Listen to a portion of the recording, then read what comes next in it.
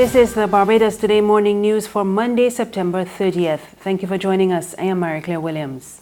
Government will host an insurance conference in November to address, among other matters, the increased risk faced by Caribbean countries as a result of climate change.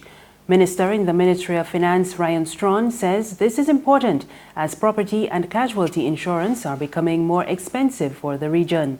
Addressing the Sagicor Financial Fair on the weekend, he pointed to the damage caused by Hurricane Dorian earlier this month and Hurricanes Irma and Maria 2 years ago. Strawn said government will work with stakeholders across the region to examine how it will address Barbados' exposure to the effects of climate change. As part of our domestic debt restructuring, we have issued our new securities with adverse weather clauses because we recognize that at any point in time there could be disruption. And therefore, how we manage to rebuild after a significant climatic event is important. And we've sought to do that because in order to rebuild after a significant event, we do not want to necessarily incur new debt, but it provides for a suspension of debt payments for 2 years such that the country itself can respond as quickly as possible such that normalcy could resume. Strawn also says government will be taking steps to improve the level of financial literacy among Barbadians. This is important because as we go through this next 3 years with respect to the Barbados Economic Recovery and Transformation Program, the government of Barbados will not be issuing any new debt. And therefore, in order to mobilize the resources within the financial sector, it means that we now must give the citizen much more information that will help them to make decisions about alternative investments. And our success in doing that is what will drive, in a sense, the real recovery with respect to the economy. Edward Clark is the Executive Vice President and General Manager of Operations at Sagicor. He too believes there is a need for greater financial literacy, particularly in this economic environment. We are witnessing the economic recovery efforts undertaken by the government through the BERT program. Our country is making macroeconomic adjustments, restructuring the debt, setting goals for the future, transforming the society. It stands to reason, therefore, that if measures such as these can be taken to improve the financial position of our country, we as a people must take more than a passing interest in our own fiscal health. It has been proven and recorded that a financially literate population can be positioned to succeed, that it can manage financial adversity and uncertainty. They must be able to deal with unexpected expenses, ride the rising cost of living, which we all complain about, and deal with a decline or loss of income, which some of us have experienced over the last few years. In other news this morning, the Maria Holder Nursery in St. Thomas will reopen today for all students, while students of Class 3 and 4 of the Sharon Primary School are to report to the Jackson Seventh-Day Adventist Church for classes. The two schools were closed earlier this month due to environmental problems. The Ministry of Education says Class 2 students of Sharon Primary will be accommodated at the Holy Innocents Primary School at St. Thomas. The ministry has arranged transportation for Class 2 students. The bus will leave the Sharon Moravian Church at 8:30 in the morning, and for the return trip, it will leave the Holy Innocents Primary School at 3 o'clock to return to the Sharon Moravian Church, where parents and guardians are asked to collect their children. Other students of Sharon Primary will remain at home, and the ministry says it will update parents as necessary. And Mr. DJ has done it for the 6th time. The seasoned singer Granville Carter outsang and outperformed the other 6 contestants in the 9th Annual National United Society of the Blind competition on the weekend. Before a lively and appreciative crowd, he delivered an excellent rendition of his song, The Solution, which was penned by the Mighty Gabby and arranged by Andy Williams. The song called for the return of Rap Brown to the force. He was a well-known, tough and feared retired top-ranking police officer to deal with the current upsurge in crime. I only live in to make it born but I have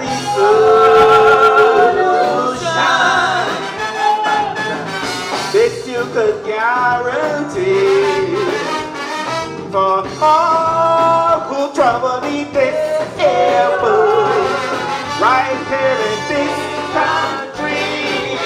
Man, I say bring back that drum, right here in town.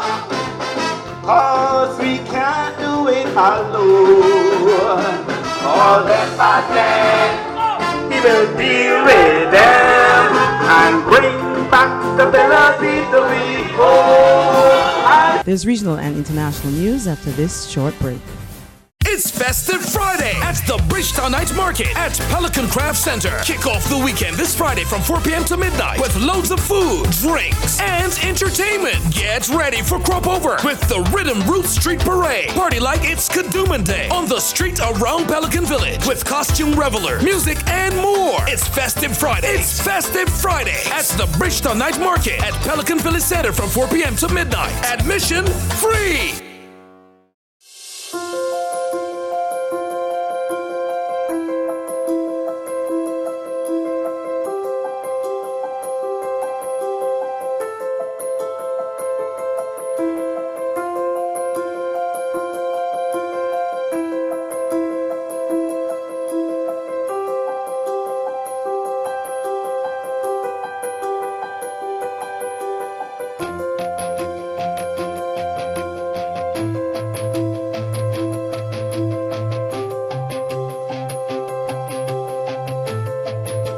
Barbados Today, news you can trust.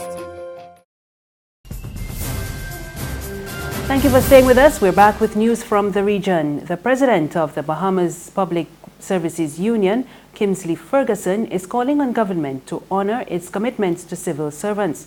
Government announced last week that it would make a lump sum payment of $1,000 to civil servants impacted by Hurricane Dorian in Grand Bahama and Abaco. Civil servants who have been displaced will receive a $2,600 payment. Finance Minister Peter Turnquest says the lump sum payment agreed for all civil servants before the start of the school year would now be put on hold. But Ferguson said government made a commitment to all civil servants and it must be honored. There are commitments that the government have had and they are still committed to and must pay. And so, for those areas, it should be business as usual and no excuses. And so, while persons sympathize with the persons that were evacuated and displaced from Abaco and Grand Bahama, they find themselves in a position where, before the hurricane, persons were economically challenged. And we cannot insist that persons construct their lives and continue living with building bricks without straw. And so a number of persons are excited that their colleagues are being assisted, but they're asking the question, what about us? Prime Minister Boris Johnson insists he will not resign, even if he fails to secure a deal to leave the European Union. He says only his Conservative government can deliver Brexit on October 31st. We get more in this Reuters report. As his Conservatives' annual conference begins in Manchester, the Prime Minister is seeking to rally his party behind his do-or-die message, that he will deliver Brexit by the end of October, with or without a deal. Order! But he's declined to explain how he will circumvent a law passed by Parliament that would force him to ask the EU for a delay to Brexit if he has not secured a withdrawal deal by the end of an EU summit on October the 17th and 18th. Not a good start, Boris. He's called that law the Surrender Act. Opposition lawmakers have said such language is stoking division in an already fractured country. With many of us in this place subject to death threats and abuse every single day. And let me tell the Prime Minister that they often quote his words. I have to say, Mr. Speaker, I've never heard such humbug in all my life. Speaking on the Andrew Marr Show on Sunday, Johnson said that everybody needs to calm down. That's the news, but for the very latest, visit our website at www.barbadostoday.bb. You can also subscribe to our e-paper, email updates, and like us on Facebook, and sign up for breaking news alerts via WhatsApp. We're also on Izumi Media in bus terminals, as well as Screenplay and supermarkets and gas stations near you. You can also find us on Mix 96.9 FM and on Capital Media HD 99.3 FM. I am Marie Claire Williams. Good morning.